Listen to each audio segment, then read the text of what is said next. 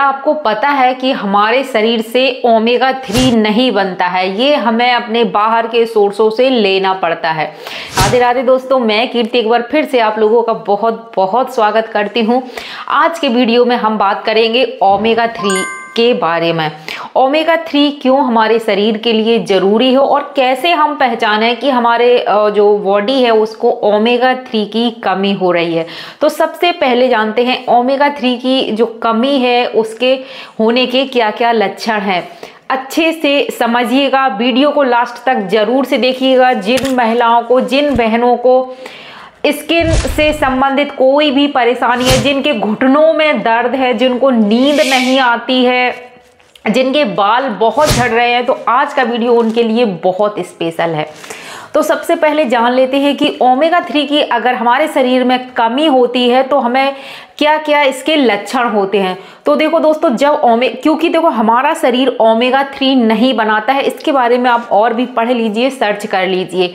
Omega 3 हमारा शरीर नहीं बनाता है तो इसकी कमी तो होना लाजमी है। अब देखो इसको हम पहचानेंगे कैसे कि हमारे शरीर में ओमेगा 3 की कमी है। सबसे इसका पहला जो लक्षण है, आपकी त्वचा पर रूखापन, दाग धब्बे होना।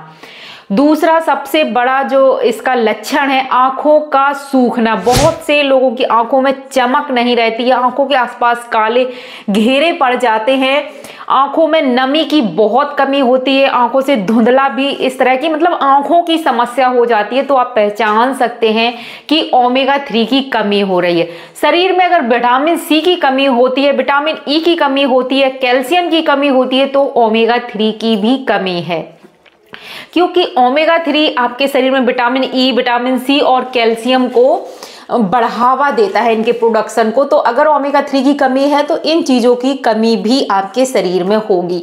जिनको आजकल जोड़ों का दर्द, घुटनों का दर्द, मतलब हड्डियों से जुड़ी समस्या है, कमर में दर्द रहता है, तो आप समझ लीजिए आपको ओमेगा 3 की कमी है। तो ये तो, और जिन बहनों के बालों में बहुत ज़्यादा डैंड्रफ रहता है, आपको ओमेगा 3 की कमी है। ये एक ओमेगा 3 की, मतलब मैं सिर्फ लक्षण बता रही हूँ कि ये लक्षण है। अगर आपको ये लक्षण है तो हो सकता है कि आपको ओमेगा 3 की कमी हो।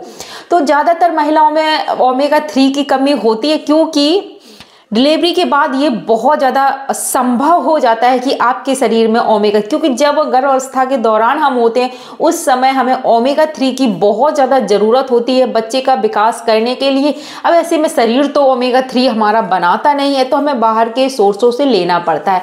अब बात आती है कि भाई हम कहाँ से ओमेगा 3 लें।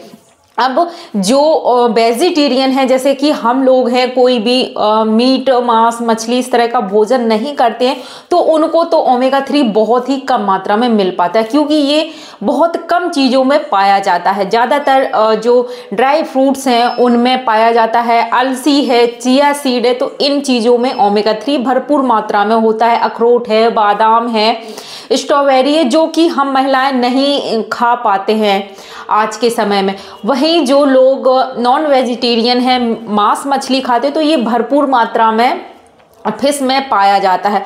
तो जो लोग फिश खाते हैं तो उनके शरीर में तो इसकी पूर्ति हो जाती है, लेकिन हम जो वेजिटेरियन लोग हैं उनके शरीर में इसकी कमी हो जाती है, जिस वजह से मैं बहुत सारी, तो जो बहनें आपकी स्किन समस्या से जूझ रही हैं, स्किन प्रॉब्लम से, तो उनको ओमेगा 3 पर जरूर से ध्यान देना चाहिए। और आज मैं आपको नेचुरल तरीका बताऊंगी किस तरह से आप अपने शरीर में ओमेगा 3 की कमी को पूरा कर सकते हैं। तो उसके लिए हम बनाएंगे और जो है अलसी के लड्डू। अलसी के लड्डू में बहुत सारा ओमेगा 3 भरपूर मात्रा में होता है। तो आप अलसी, अभी आज के समय में हमने अलसी जो है, पहले के समय में तो महिलाएं बहुत ज़्यादा अलसी के लड्डू, अलसी का तेल खाया जाता था, लेकिन आज के समय में ये भी पुरानी बातें हो गई हैं, हमने इनको भी खाना छोड़ दिया है।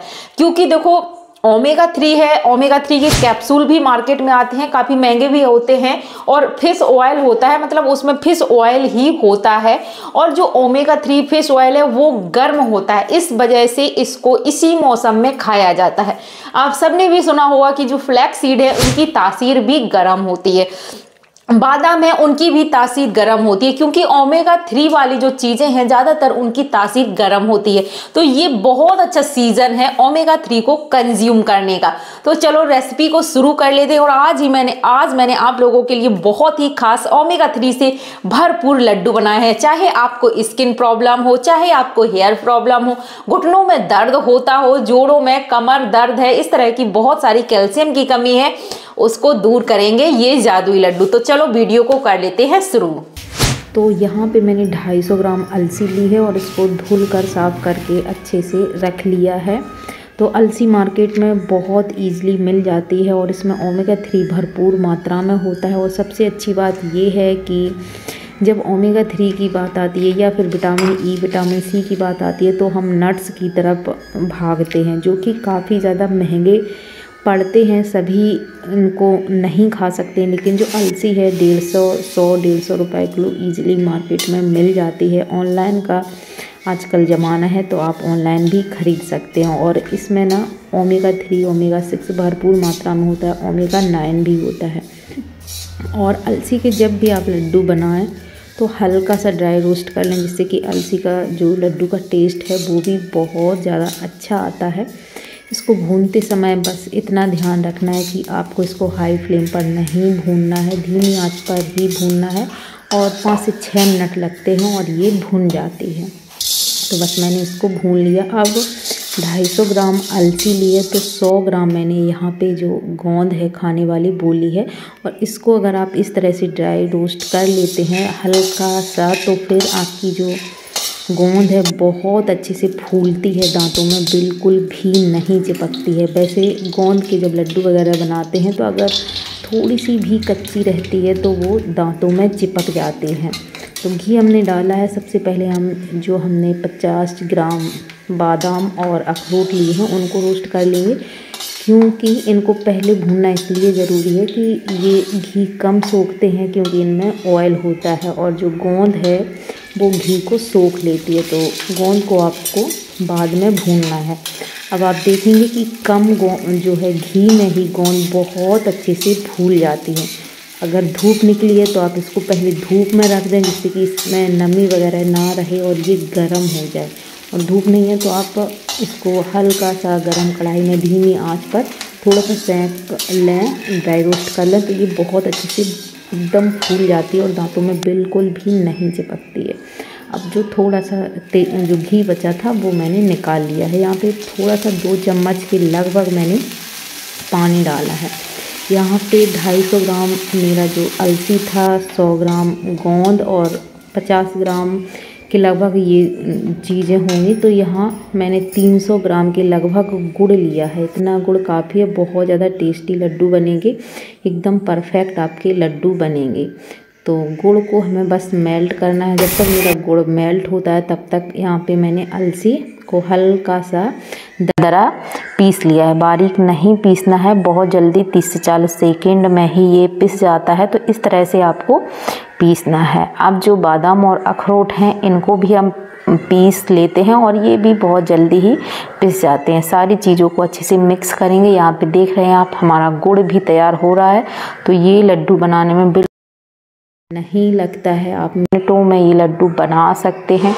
अब आई गोंद की बारी। तो इसको भी बहुत लोग गोंद को खड़ी ऐसे ही डालते हैं लड्डुओं में, लेकिन अगर आप पीस कर डालते हैं तो लड्डू का टेस्ट कई गुना बढ़ जाता है और दांतों में भी नहीं चिपकता है। अगर बच्चों को आप देते हैं तो बच्चे इस तरह से गोंद निकाल कर फेंक देते हैं, लेकिन जब पाउडर बना के हम डाल पूरा खा लेते हैं और इतने ज़्यादा स्वादिष्ट लड्डू बनते हैं कि बच्चे टॉफ़ी चॉकलेट खाना भी भूल जाते हैं। तो यहाँ पे मेरा गुड़ भी मेल्ट हो गया। इसको बिल्कुल भी नहीं पकाना है, बस गुड़ को हमें जस्ट मेल्ट करना है। गैस हमने बंद कर दी है और सारी चीज़ों को अच्छे से मिक्स कर देते हैं। तो सारी चीज़ों को अच्छे से मिक्स करेंगे। और गुड़ को छानना बहुत ज़रूरी होता है, क्योंकि गुड़ में मतलब बहुत बार कंकड़ वगैरह होते हैं जो दांतों में फंसते हैं और नुकसान भी करते हैं। तो जो आटा वाली छलनी है उससे आप गुड़ को ज़रूर से छानें। और बस थोड़ा थोड़ा मैं यहाँ पे मिलाती जा रही हूँ, एक साथ ना डालें, थोड़ा थोड़ा ही मिलाएं तो सही से गुड़ पूरे में अच्छे से कहीं कम या कहीं ज़्यादा नहीं होता है। पूरे लड्डुओं में एक सार आपका मिठास है जो आता है। तो बस हो गया हमारे लड्डू।